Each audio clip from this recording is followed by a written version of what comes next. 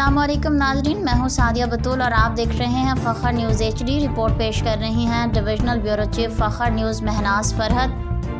ہیلی copter حادثہ، ایرانی صدر ابراہیم رئیسی اور دیگر لاپتہ۔ ایران میں صدر ابراہیم رئیسی اور دیگر کی بخیریت واپسی کے لیے دعائیں مانگی گئی ہیں۔ صدر آصف علی زرداری، وزیر اعظم شہباز شریف دیگر کی جانب سے ہیلی کاپٹر حادثے پر اظہار تشویش۔ تفصیلات کے مطابق ایرانی صدر ابراہیم رئیسی کا ہیلی کاپٹر ہنگامی لینڈنگ کے بعد لاپتہ، سرچ آپریشن جاری۔ ہیلی کاپٹر میں ایرانی صدر ابراہیم رئیسی کے ساتھ وزیر خارجہ حسین امیر عبدالوہاب، مشرقی آذربائیجان کے گورنر رحمنتی، ایرانی صدر کے نمائندے آیت اللہ محمد علی سمیت سینئر حکام سوار تھے۔